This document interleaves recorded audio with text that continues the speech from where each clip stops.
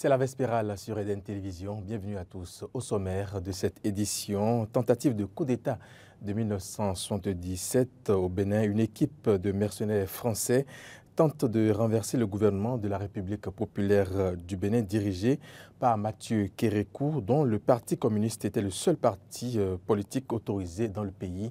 Précision dans ce journal. Conseil des ministres hier mercredi après le compte rendu fait par le porte-parole du gouvernement. Point de presse axé sur l'attaque terroriste du 8 janvier dernier et l'édition 2025 des Vodou-Déis a été animée. On en parle dans ce journal. Et puis hors de chez nous au Mozambique, l'investiture du nouveau président s'est faite sur fond de poursuite des violences post-électorales. On en parle en fin de journal.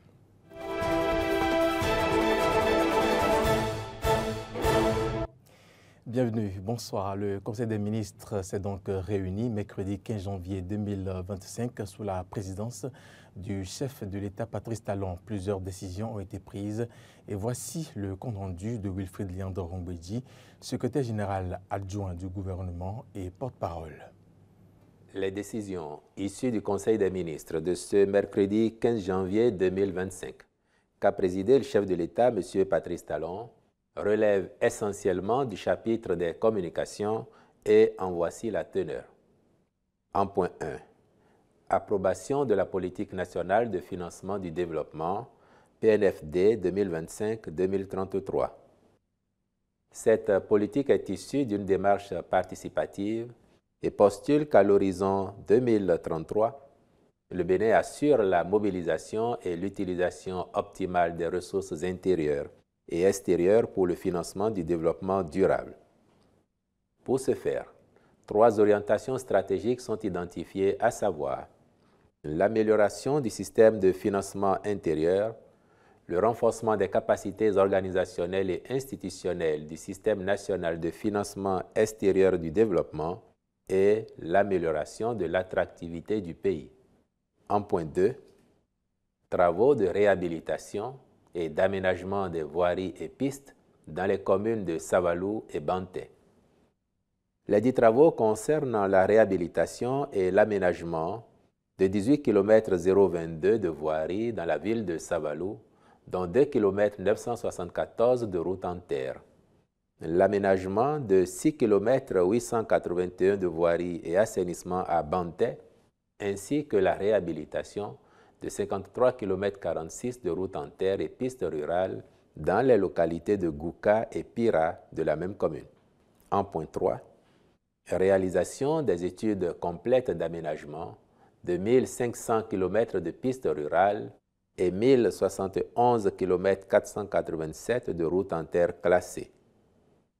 Ces études interviennent dans le cadre de la mise en œuvre du programme de réfection des pistes rurales et de routes en terre classées, campagne 2024-2025. Les départements concernés sont la Libori, le Borgou, la Takora, la Donga, le Zou, les collines, l'Atlantique, le Koufo, le Mono, le Mé et le Plateau. En point 4, agrément au Code des investissements. Les 2 sociétés concernées sont bénéficiaires du régime des investissements spécifiques du dit Code et sont porteuses de projets à même de contribuer au développement touristique et à l'attractivité de la destination Bénin. Après ce compte rendu, Wilfrid Liandre-Rombedji a animé un point de presse. L'un des sujets au cœur de celui-ci, l'attaque terroriste perpétrée au point triple du Bénin. Suivez plutôt.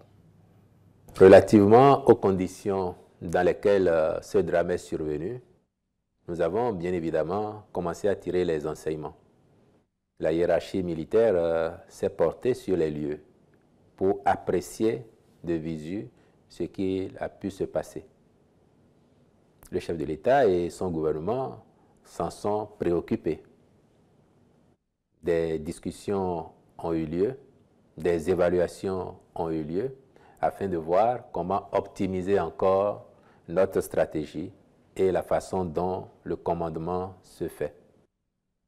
Je voudrais ensuite vous dire que s'il ne tenait qu'au Bénin, au président Patrice Talon, évidemment que nous serions dans une stratégie concertée avec les pays voisins.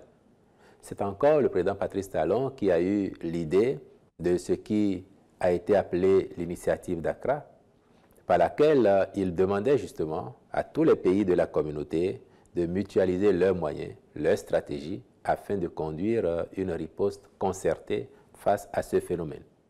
La disponibilité des autres n'étant pas apparue de façon manifeste, notre pays a pris sur lui d'engager les investissements nécessaires, les recrutements massifs aussi, la mise à disposition d'équipements adéquats pour faire face à ce phénomène. Les résultats sont tels que, s'il est vrai que nous connaissons de temps à autre des attaques, celles qui sont enrayées en amont représentent N fois le nombre de celles qui ont des effets, du genre de ce qui est intervenu le 8 janvier et que vous avez évoqué. Et il ne vous aura pas échappé justement que cette attaque est intervenue à l'endroit qu'il est convenu d'appeler le point triple, la zone frontière entre le Bénin, le Niger et le Burkina Faso. Et dans cette zone-là, si vous faites le point, il n'y a que le Bénin qui soit présent pour assurer une lutte contre ce phénomène. Des deux autres côtés de la frontière, il n'y a pas de présence étatique avérée, il n'y a pas de présence militaire. Mais cela ne nous décourage pas. Pour autant, nous savons que nous avons une armée mobilisée, des soldats debout, vaillants, prêts à défendre l'intégrité du territoire national en remplissant la mission que la nation leur a confiée, d'autant que le gouvernement, pour sa part, s'emploie à accomplir également sa part de mission. Je l'annonçais en titre, mesdames et messieurs, la tentative de coup d'État de 1977 au Bénin, ou Opération Crevette, est la tentative ratée d'une équipe de mercenaires français de renverser donc le gouvernement de la République populaire du Bénin dirigé par Mathieu Kérékou, dont le Parti communiste, le Parti de la Révolution populaire du Bénin, PRPB, était le seul parti politique autorisé dans le pays. Le coup d'État a eu lieu le 17 janvier 1977 et comprenait donc une évasion ratée de la ville portuaire de Cotonou par des mercenaires engagés par un groupe de rivaux politiques béninois en exil. Les forces de défense et de sécurité du Bénin ne sont pas prêtes à oublier cette agression survenue le 16 janvier 1977. Aux commandes de cette opération, un certain Bob Denard, auteur de nombreux faits d'armes en Afrique. Les assaillants ont investi des points stratégiques de Cotonou, le camp Guézo, le palais de la Marina, entre autres. En dépit des pertes en vies humaines déplorées dans leur rang, les Béninois réussissaient donc ainsi à briser le rêve déstabilisateur des mercenaires, mettant en échec leur funeste intention. 48 ans après, les souvenirs sont encore présents. Mieux, les faits donc semblent se répéter avec une autre forme d'agression terroriste dont fait face le Bénin depuis quelques années. Dans un autre registre de l'actualité à présent, mesdames et messieurs, décédé le 8 décembre dernier, Moïse Ekoué, à quelques heures de son enterrement, a reçu les derniers hommages des anciens footballeurs tennis au sein de l'amicale béninoise des anciens footballeurs. C'était dans l'après-midi de ce samedi au stade général Mathieu Kérékou de Cotonou. Frédéric Espoir Mobou était de la partie pour le reportage que voici. La vie ici-bas de l'ancien sélectionneur national de football du Bénin, notre ami et compagnon, l'ancien chef-service des sports, Moïse Ekoué, s'est achevé. L'ancienne gloire Moïse Ekoué fait sa dernière entrée au stade de l'amitié de Kounou. Mais cette fois-ci, jamais il ne réussira à toucher les balles à ses pieds déposées. Ce n'est pas de sa faute. C'est le sort qui en a ainsi décidé. Oui, le sort a décidé que ce soit sa dépouille, son corps sans vie et sans voix, qui y soit. Entouré de quelques amis, coéquipiers et membres de sa famille, mais aussi d'un homme en noir, Bonaventure Kofi Kodia, cette fois-ci sans siffler, qui se fait philosophe. Avec la force d'action qui le caractérise, le directeur Ekoué a fait œuvre utile au sein de cette direction technique nationale. Il a porté sur la table des échanges, les soucis et les aspirations du football béninois. Oui, c'est ce vaillant soldat, cet intrépide défenseur et serviteur du sport que la mort vient d'arracher à notre affection. La mort, la cruelle mort vient de nous frapper là où ça fait mal. Les derniers coéquipiers de l'homme autour du cuiron, quelque part au terrain du CEG Bigamé, réunis au sein de l'amicale béninoise des anciens footballeurs, aussi se désolent de son rappel à Dieu. Quand le 8 décembre 2024, la nouvelle de ton décès vous a été annoncée, tous les sociétaires de ABAF ont eu l'impression que le ciel leur était tombé sur la tête. Malgré la terrifiante nouvelle, nous nous sommes abstenus de maudire ce sort cruel en reconnaissant que de ton vivant, tu avais accepté les victoires comme les défaites dans toutes les équipes où tu avais pratiqué le football. Ces anciens coéquipiers de l'équipe de l'UNB lui font la promesse de ne pas l'oublier.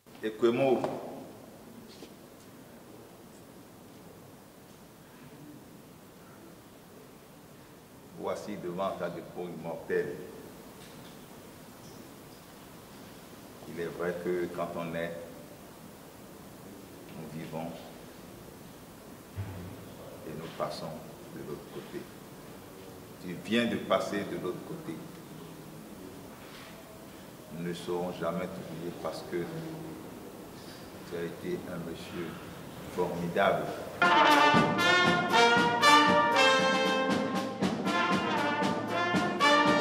Mais pour combien de temps?